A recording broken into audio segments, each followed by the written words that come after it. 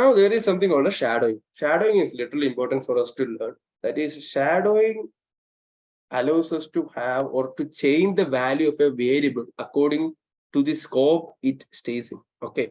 So if you see this corresponding example, you can see that let x equal to 5. I have referred or created an x here, and then let x equal to 10 inside a different block. So inside this block, what happens is the value of x is 10. So it's actually creating a duplicate variable of x. Okay, it's not actually accessing the initial variable. And now inside this block, that is the wrapper is called as a block of code. Inside the block of code, the value of x is 10. So what would be printed? Then if you like println the value of x inside the block is, then you use a wrapper, then you can see the output would be 10. Why? Because inside the block, the value of x is 10. Whereas outside the block, the value of x will be the initial value of x that has been assigned to it. For example, if you see this example, like let's say I'm setting let x equal to 5, and I'm going to write let x equal to x plus 1.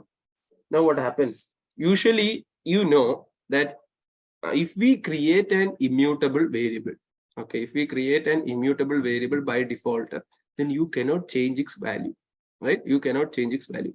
But now it is possible for me, that is let x equal to x plus 1. Now I can change its value, and I'll show you how this is possible. Like println x is, and let's say we'll just type x. Okay, println x is, and you'll see with first see shadowing. So shadow, yeah, there is no error. So shadowing, okay. So you can see the first one is x is 6. So initially we had x equal to 5, and we incremented x value by 1. Now how is this possible? Because as I have mentioned before, that if it is an immutable variable, then its value cannot be changed. Now what is happening here? This is also called as shadowing. So this is called as shadowing. So in shadowing, what happens is you use a let keyword which allows you to create a new copy of x. So this x is not equivalent to what this x was. Okay. Now its value is being taken and is added by 1, and then it is set to this variable. So this is a new x. If you have programmed in Java, you might know that strings are immutable. And when you try to do something with a string, what happens is it takes a copy of the string and keeps it. Okay. So this is the same case what happens here. So when you use a let keyword, you're reinitializing or creating a new variable with the same name x. Okay. And it is the same case inside a block also. If you see, I have created a block here, and I'm typing let x equal to x star 2. So basically inside this block, what happens is the outside value is taken, and then it is multiplied by 2. But what happens is, even though this changes its value, the value only changes inside the block of code. It does not affect the value of x which is outside the block of code. Okay, so let's execute, and if you see, the output is the value of x in the inner scope is 12, because the value was 6 before we set it, and now we have the value to be 12, and then in the outside the loop we will have the value to be 6, right? Because outside this block the value of x is still 6, whereas inside the block we have changed the value to 12. So that is the idea of working with shadowing. Okay. Now you can see let spaces and spaces dot length in order to get the length of spaces. Okay. So what happens is, now I am initially I am creating a variable called a spaces. Now this is a string. Okay. Now I place some spaces inside, and this is a string. Now I need to set this spaces equivalent to the length of this string. Okay. So I'm using the len function to get the length of the spaces string. Now it will return me the number of spaces that has been present in the string. Now I'm going to assign that value to spaces itself. It wouldn't have been possible if I have never used the let keyword before the spaces. Okay. If I did not use the let keyword before the spaces, then I cannot assign a different value to an immutable variable by default. Okay. I think you got the topic. and we will see the chat or Q&A if anyone has a doubts.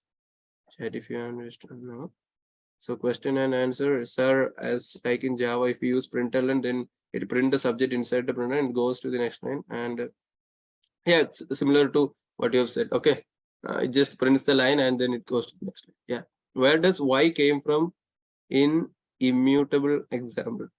So y is the next variable that we have defined. Okay. Now, can we simply println pi? No, you cannot do that. Okay, you require a placeholder. You cannot do it in the same way that you do it in Python, whereas you can just directly place the variables inside. Okay, is it like a global scope and a block scope in JavaScript? Yeah, it is. Like the global scope and block scope idea is like it is present throughout all the languages. So you're right. And can you give notes on every class? I think you can get some reference material that we'll be discussing about at the end of the session. Let be used for other data types too. Yeah, you can use let for any data type. Okay, it can be used for any data type. What is the use of shadowing technique in the Rust?